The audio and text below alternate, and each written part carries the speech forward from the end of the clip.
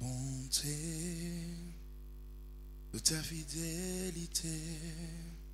Je dirai tout haut, tout haut, tout haut, ce que tu as fait pour moi. Oh, je proclame la gloire de... Oui, je parlerai de ta fidélité. Moi, je dirai tout haut, tout haut, tout haut, ce que tu as fait. Je proclamerai la gloire de ton nom. Est-ce que ça peut être la prière de quelqu'un ce matin? Je parlerai de ta bonté, de ta fidélité.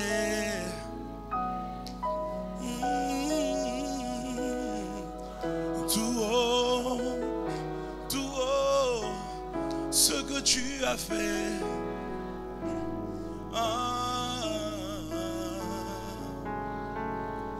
Gloire de ton nom. Oh, une dernière fois, je parlerai durant l'année 2023 de ta fidélité. Durant chacun des mois, je dirai tout haut, ce que tu as fait. Je proclamerai la gloire de ton nom. Oh,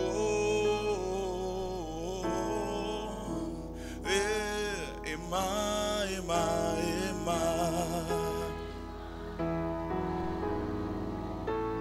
Oh, Emma.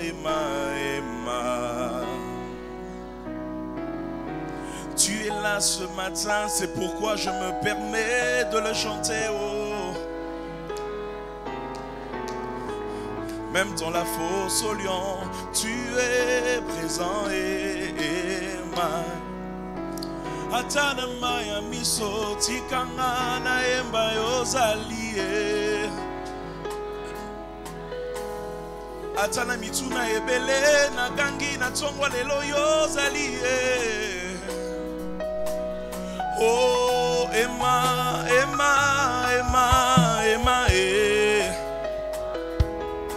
Zamba, parole éternelle, Ozalaka tout le temps abisso. Oh, Emmanuel, Mobaliki Tokoe. Yeah. Oh, Emma. Tikana betata mololo poyo bongi nangoe. Oh, Emma. Oh, Emma, fungole langalola. Emma, sopele langanchemo. Emma, fungola. Sopa kemona yo, sopa oh, nayoki posa ko. Oh, yako emba. Est-ce qu'on peut l'adorer pendant quelques minutes? Nayoki posa ko matae. Sois libre de le faire dans la présence de Dieu, dans la position qui te plaît. Oh, yako emba. Oh, fongole langa lola ema le radi fale bosaya lotelema yandeleba ema oh pasole langa lola na yo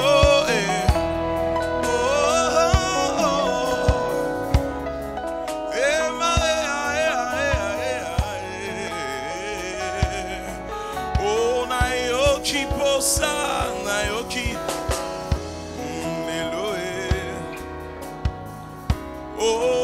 yakoemba yakoembana nayoki posa komata lelo lelo yakoemba o yakoemba na banje oh Emmanuel mobali kitokoe Emma 2024 na kotina nous te kasi Emmanuel est là Emma ba promesso yango na simbina nous te kasi Emmanuel est là oh Emma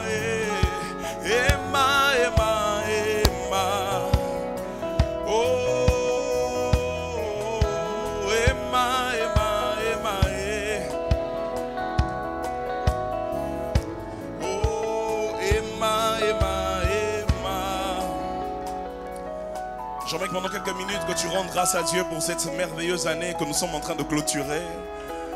Tu es arrivé au mois de décembre et Dieu t'a gardé durant chaque mois. J'aimerais que pendant quelques minutes que les actions de grâce montent en ce lieu et que tu dises au Seigneur merci.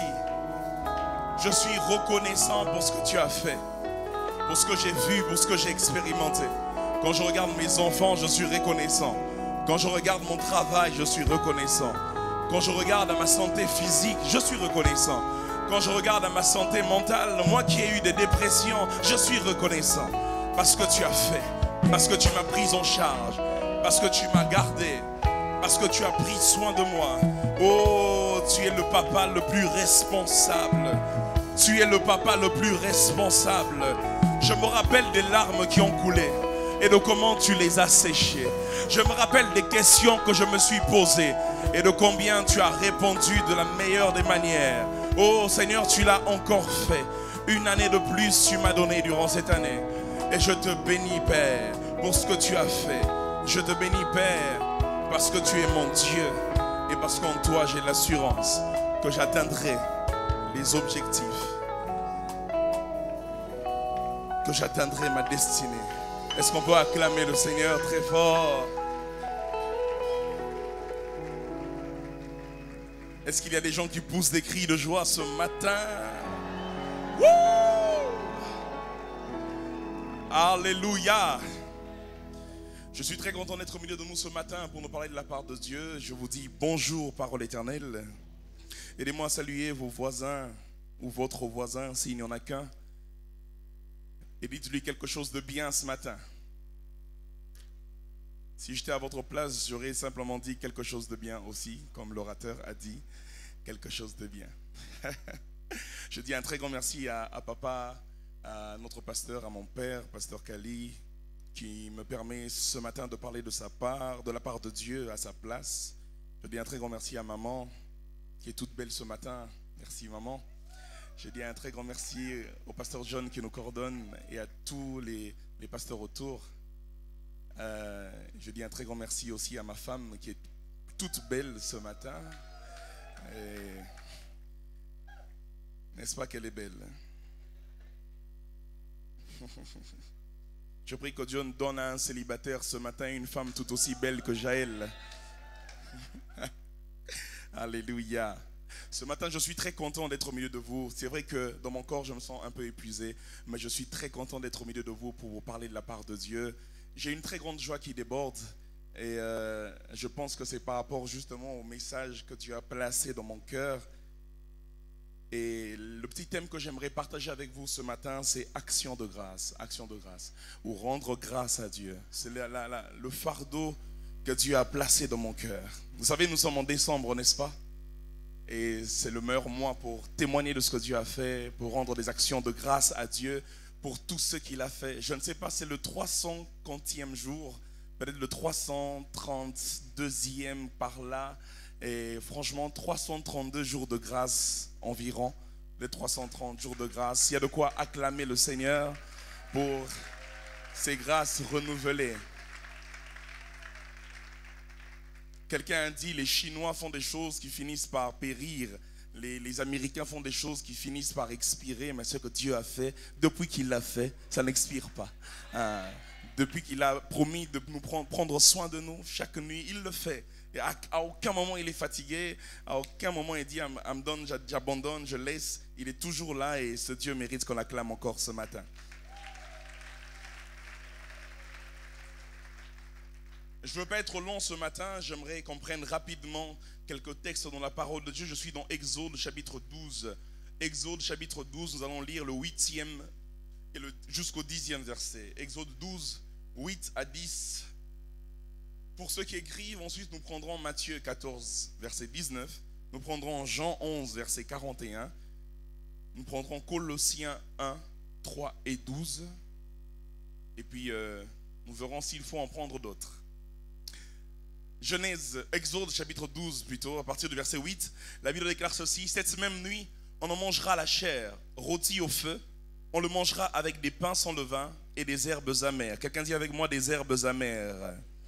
Vous ne le mangerez point à demi-cuit et bouilli dans l'eau, mais il sera rôti au feu avec la tête, les jambes et l'intérieur. Quelqu'un dit avec moi l'intérieur.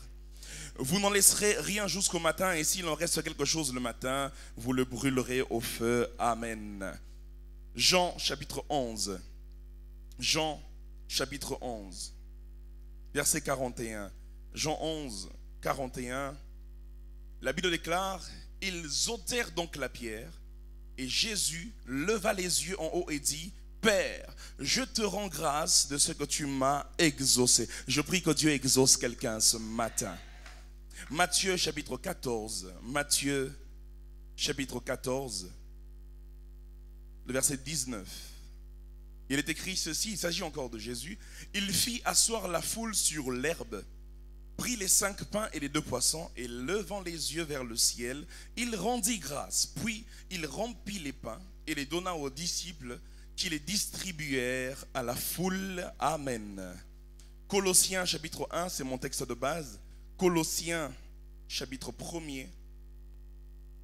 Colossiens chapitre 1er. Nous allons lire le verset, c'est le verset 3 qui nous intéresse, mais on peut lire de 1 à 3 et nous prendrons le verset 12. Colossiens chapitre 1er, 1 à 3. Paul, apôtre de Jésus-Christ par la volonté de Dieu, et le frère Timothée, aux saints et fidèles frères en Christ qui sont à Colosse.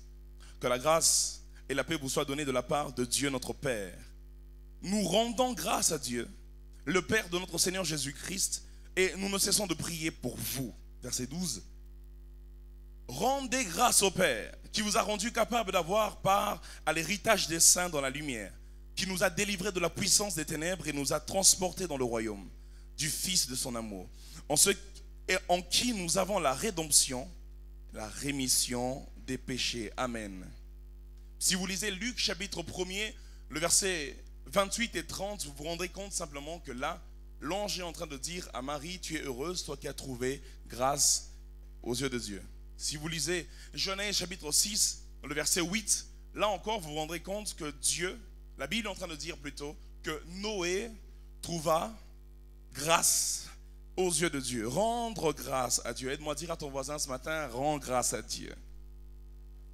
Rendre grâce à Dieu, c'est lui exprimer notre reconnaissance. Du reste, pour ceux qui ont une version comme Semeur, ils se rendront compte que là où ici on a lu rendre grâce, eux, c'était plutôt écrit être reconnaissant envers Dieu, parler de reconnaissance. Rendre grâce à Dieu, c'est donc être reconnaissant envers Dieu pour ce qu'il a fait. Je ne sais pas si le clavieriste peut m'aider à m'accompagner.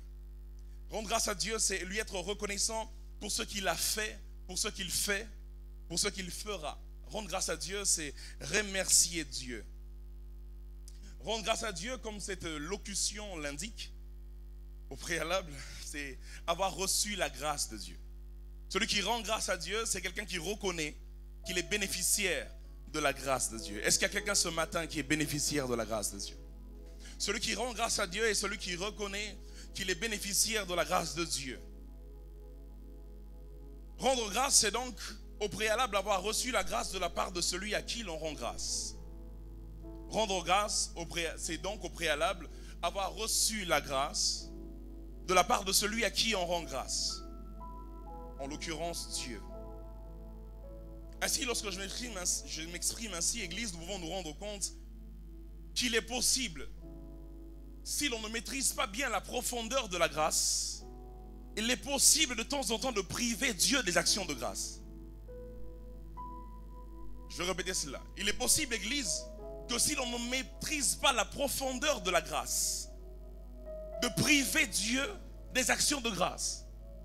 Parce que certaines choses que Dieu aura fait par grâce dans nos vies, certains commencements de grâce dans nos vies, puisqu'elles ne ressemblent pas à ce que nous nous définissons comme grâce, nous le prendrons mal et donc nous priverons Dieu d'actions de grâce. Il est aussi possible que si nous ne maîtrisons pas la profondeur de la grâce, que nous puissions mal exprimer notre action de grâce. Celui qui veut rendre grâce à Dieu doit maîtriser la notion de la grâce. Alléluia. Celui qui veut rendre grâce à Dieu doit maîtriser la notion de la grâce. En hébreu, grâce veut dire chen. En grec, grâce veut dire charis. Ces deux mots peuvent être expliqués en français comme faveur. Chen veut dire faveur. Charis veut dire faveur. Charis veut dire élégance. Charis veut dire ornement. La grâce de Dieu. Ainsi, vous voyez, celui qui a compris la profondeur de la grâce n'attend pas d'avoir porté de l'or sur lui pour rendre grâce. Mais celui qui a compris la profondeur de la grâce, dès que le bijoutier est en train de faire le bijou, commence déjà à rendre grâce, même s'il n'a pas encore porté le bijou sur lui. Celui qui a compris la profondeur de la grâce et on avance en ce qui concerne les actions de grâce. Un de mes mentors définit la grâce comme la faveur imméritée et déméritée. Imméritée parce que nous n'avons rien fait pour le mériter. Démérité parce que nous avons tout fait pour ne pas le mériter. Et donc il dit la grâce, c'est une faveur imméritée et déméritée. Dis avec moi faveur, imméritée et déméritée. Un père de l'église explique la grâce comme étant la juste injustice de Dieu. La grâce est la juste injustice de Dieu. Quand Dieu t'emmène dans un domaine pour lequel tu n'as pas étudié et te rend meilleur que les gens qui ont étudié pour ce domaine, qui ont des masters dans ce domaine et des doctorats dans ce domaine, Dieu semble être injuste dans sa justice. Quand Dieu arrive chez Zacharie, qui pose presque les mêmes questions que Marie, et Dieu fait qu'il devienne muet pendant quelque temps, et qu'il arrive chez Marie qui a reçu grâce, qui pose les mêmes questions, et que Marie ne devienne pas muet, Zacharie peut dire que la grâce, c'est la juste injustice de Dieu. Une légende dans le gospel congolais a dit que la grâce, c'est le calcul divin. Ngolu calcul yanzambe. Ce qui est beau avec le calcul, c'est qu'il y a des formules. Quand tu regardes la tête de la formule, tu n'es pas sûr qu'on arrivera à la réponse. La formule, quelquefois, ne ressemble pas à la réponse. Et c'est comme ça que la grâce fonctionne. Quand elle commence, elle semble ne pas ressembler à la grâce. Mais c'est déjà un début de grâce. Ce matin, alors qu'il va pleuvoir, je me dis à quelqu'un que le ciel qui commence à devenir sombre peut être un signe pour quelqu'un quand la grâce veut commencer.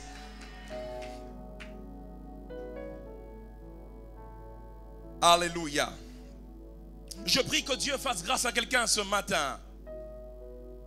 Je prie que Dieu fasse grâce à une famille ce matin. Et donc lorsque l'apôtre Paul est en train de parler à l'église de Colosse, aux chrétiens de la ville de Colosse, il leur dit rendez grâce.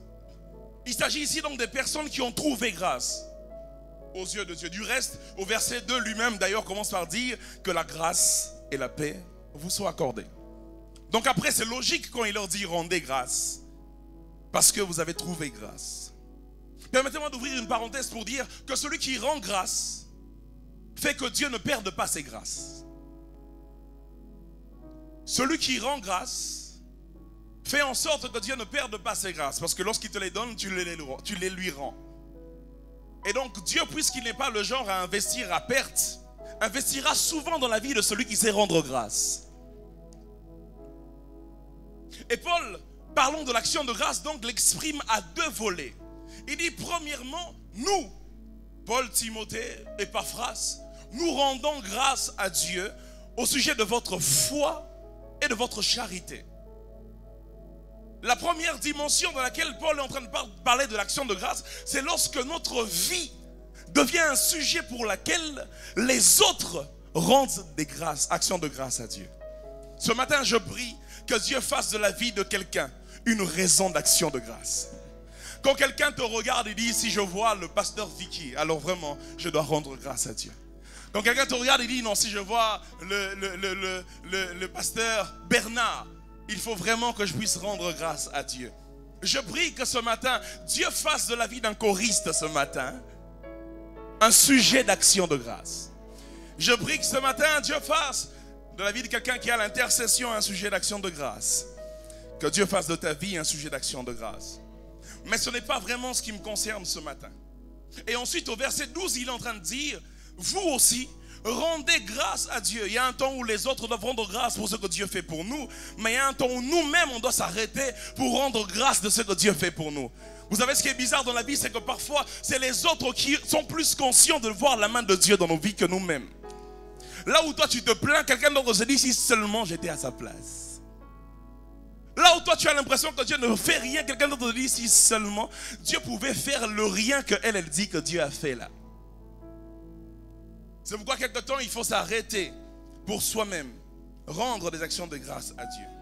Ce matin, pourquoi rendrais-tu des actions de grâce à Dieu? Quelqu'un dirait, je le rends grâce pour le mariage. Une année de mariage, ça se fête. Quelqu'un disait, même si ceux qui ont beaucoup d'années souvent aiment nous provoquer, nous qui n'avons que les une année, mais une année c'est déjà bon. Quelqu'un dirait, moi je rends grâce à Dieu pour le travail. Quelqu'un d'autre dirait, moi je rends grâce à Dieu pour l'enfant qu'il m'a donné. Quelqu'un d'autre dirait, moi je rends grâce à Dieu pas seulement pour l'enfant, mais parce qu'il m'a donné un enfant en bonne santé. Mais si vous ma santé compliquée. Quelqu'un dirait, moi je bénirai Dieu pour la promotion qu'il m'a donnée. Et vous savez, malheureusement, Église, sans le savoir, l'action de grâce dans nos vies n'est conjuguée que lorsque la grâce nous fait sourire. Malheureusement, l'action de grâce dans nos vies n'est conjuguée que lorsque la grâce nous fait sourire. Si je vous demande ce matin, pourquoi rendrez-vous grâce à Dieu? Vous prendrez un temps de réflexion parce que vous chercherez les bons moments de l'année 2023 pour rendre grâce à Dieu. C'est là que j'ai commencé à avoir une forte discussion avec Marie et Noé. J'expliquais à Marie que normalement, il faut rendre grâce à Dieu quand Dieu nous fait du bien. Et Marie me disait, je ne suis pas d'accord avec toi, Gamaliel. Marie, la mère de Jésus, évidemment.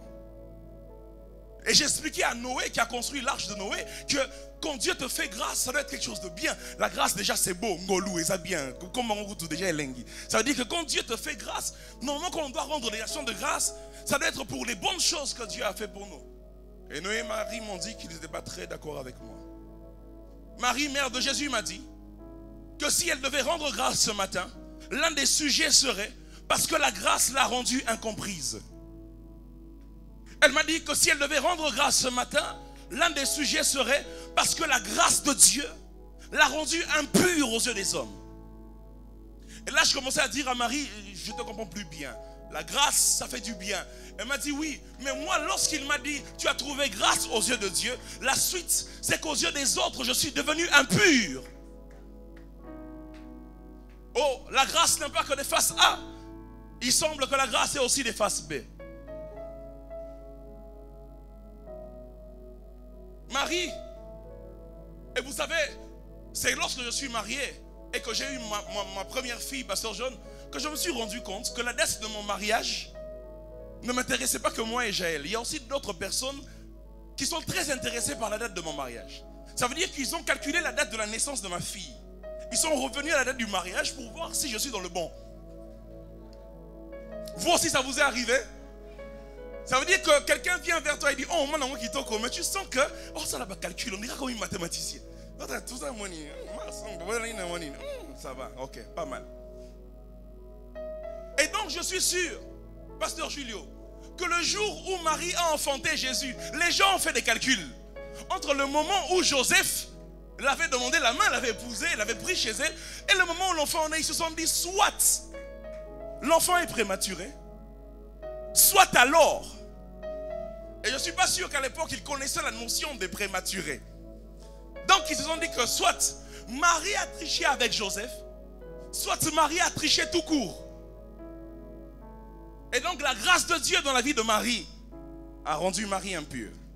La grâce de Dieu dans la vie de Marie est venue détruire la réputation de Marie. Et donc, si Marie arrive un certain 3 décembre 2023 et se met à rendre grâce avec nous, elle dirait, Seigneur, je te rends grâce parce que tu m'as rendu impur. Seigneur, je te rends grâce parce que tu m'as fait pleurer. Seigneur, je te rends grâce parce que depuis un temps, donc chez moi, la famille, on ne me comprend plus. Papa m'attendait en médecine, mais je suis devenu prédicateur. Depuis un temps, il ne comprend plus. Tout ce qu'il a investi pour mon avenir, il a l'impression que ça ne sert à rien. Parce que moi, je comment négocier dans ma job. Et Noé m'a dit, mais Gamaliel, ce que Marie te dit, c'est bien. Mais moi, j'ai vécu pire. Il dit, Genèse 6:8, la Bible dit, Noé trouva grâce aux yeux de Dieu. Oh. Mais les chapitres qui suivent, Dieu demande à Noé de commencer à construire l'arche. Quand on lit ça comme ça, on passe rapidement. Mais qu'est-ce que ça veut dire? Ça veut dire que quel que soit le travail que Noé faisait avant, Dieu vient de lui changer de travail. Et Dieu vient de lui donner un travail pour lequel il n'aura pas de salaire à la fin du mois. Quand Noé est en train de parler de la grâce de Dieu, il dit, je te rends grâce parce que j'avais un salaire à 4 chiffres et que depuis que 2023 a commencé, je suis devenu chômeur. C'est pour ça que je te rends grâce. Il dit, moi quand j'ai commencé à construire l'arche, tous mes amis qui aimaient boire, qui aimaient s'asseoir au coin des rues, ne me comprenaient plus. Et donc je n'avais plus d'amis. Je te rends grâce parce qu'en 2023, moi Noé, je n'ai plus d'amis. Il dit, lorsque je veux rendre grâce à Dieu, je me rends compte de toutes les fois, puisque j'apprenais à construire l'arche, je me suis blessé. Parce qu'en apprenant, je me suis quelquefois tapé la main au lieu de taper sur le bois. Il dit, Seigneur, je te rends grâce parce que de temps en temps, je me suis blessé. Quand Noé est en train de parler de la grâce, il ne me parle pas de la face A de la grâce, celle qui donne les enfants, la grâce qui donne la promotion. Il parle aussi de la grâce qui quelquefois te fait chasser du travail parce que tu es trop logique à leurs yeux. Il parle aussi de la grâce qui de temps en temps te fait rester stérile parce que tu as trop de foi que tôt ou tard Dieu agira. C'est de ce type de grâce qu'ils sont en train de me parler. Ainsi, s'il devait rendre grâce, il le ferait aussi pour tous les moments de perte, pour tous les moments d'incompréhension et pour tous les moments de pleurs. La grâce ressemble donc à ce texte que nous avons lu. Exode chapitre 12, versets 8 à 10. Il dit, vous mangerez l'agneau, mais vous le mangerez avec des herbes amères. Dans la nourriture de la grâce, il n'y a pas que l'agneau, il y a aussi des herbes amères. Dans la nourriture de la grâce, il n'y a pas que les bonnes parties, la cuisse, il y a aussi la tête. Dans la nourriture de la grâce, il y a aussi les intérieurs. Les pancréas qui ne sont pas bons à manger, il faut les manger cette nuit-là, parce que Dieu a dit, vous mangerez l'agneau. Et l'agneau tout entier, dans la nourriture de la grâce, il n'y a pas que des bonnes parties. Aujourd'hui, je suis venu pleurer avec quelqu'un ce matin qui va rendre grâce en pleurant. Oh, il avait déjà prédoté, mais la relation s'est arrêtée. Seigneur, je te rends grâce. C'est là que notre Seigneur Jésus est impressionnant. Parce que dans le texte de Matthieu et dans le texte de Jean que nous avons lu, Jésus est devant une tombe dont le mourant, le mort, n'est pas encore ressuscité. Mais Jésus rend grâce pour Lazare mort.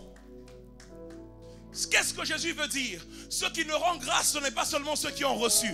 Même ceux qui ont perdu des amis comme Lazare peuvent rendre grâce. Ce qui est bien avec l'action de grâce, c'est que lorsque tu bénis Dieu pour les pertes qu'il t'a infligées, il te donne ce que tu n'avais pas. Et même mieux que ce que tu avais perdu.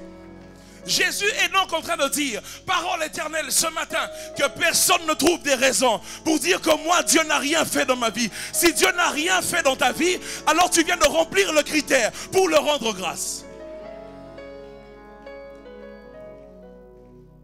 Jésus attend que Lazare ressuscite pour dire, Père, je te rends grâce. Non, Jésus dit, c'est quand il n'est pas encore ressuscité qu'il faut rendre grâce afin que le Père hâte sa résurrection. Et dans Matthieu, je vois un Jésus, encore lui, qui a que 5 pains et 2 poissons devant toute une foule. Et il dit encore là, Père, je te rends grâce. Jésus veut dire, parole éternelle, apprenez à rendre grâce pour le peu.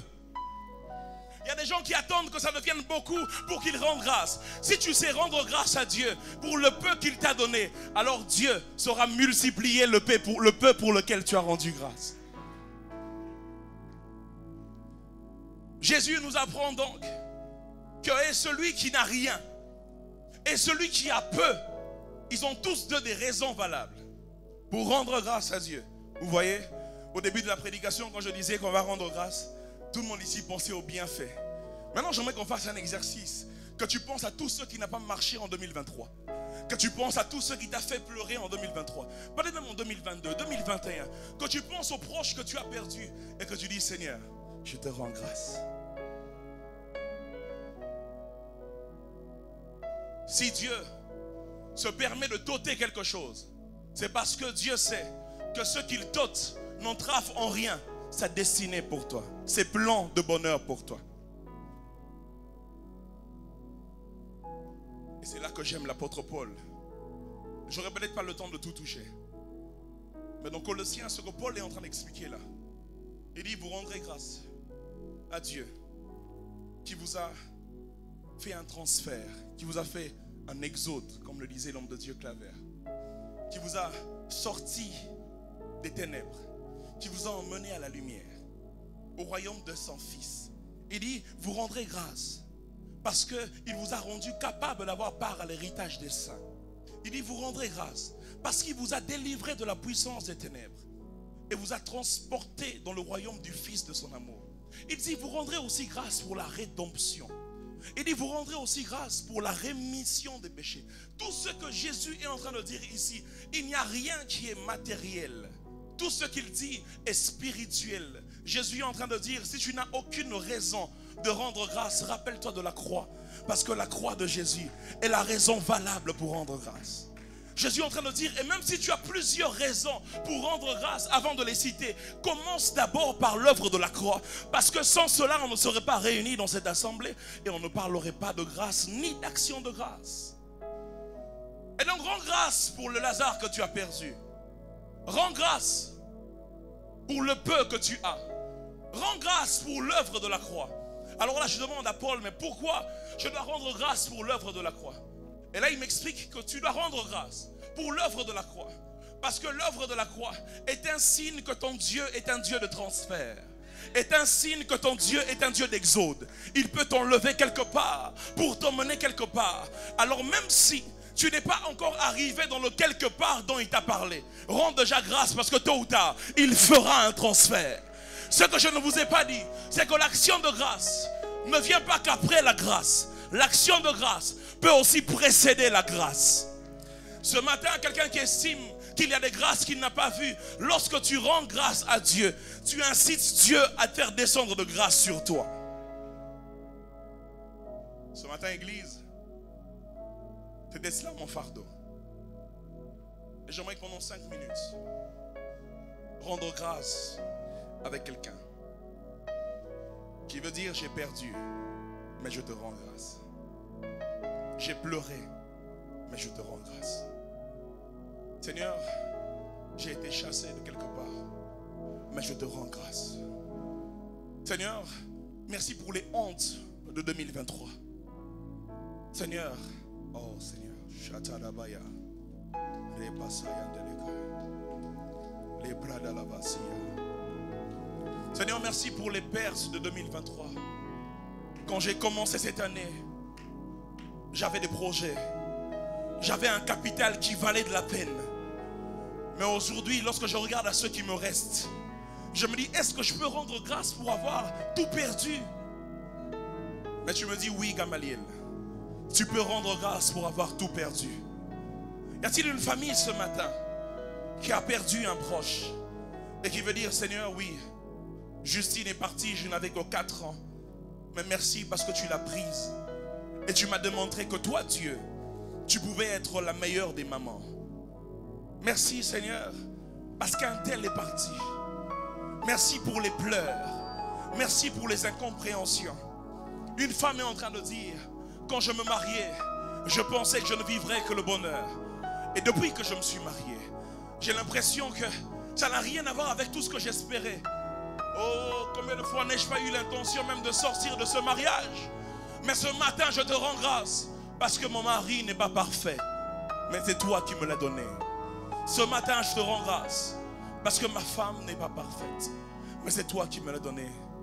Ce matin, je te rends grâce parce que je fais des efforts pour arrêter avec ce péché, mais je n'arrive pas. Depuis janvier, j'ai commencé ce combat. Nous sommes en décembre et ça continue. Mais je te rends grâce parce que tu ne m'as pas oublié, parce que tu m'aimes encore, parce que tu m'aimes encore, parce que tu m'aimes encore. Si je peux rendre grâce pour les faces A, laisse-moi te rendre grâce pour toutes les faces B, pour toutes les fois où j'ai eu l'impression que ça, ce n'est pas la grâce. Combien de fois n'ai-je pas crié dans ma chambre pour dire je ne suis pas content, Seigneur, je ne suis pas d'accord avec toi. Comment tu as pu faire ça? Comment tu as pu prendre le peu qui restait? Mais là j'ai compris. Tu m'as dit, Gamaliel, c'est aussi comme ça que je fais grâce. C'est aussi comme ça.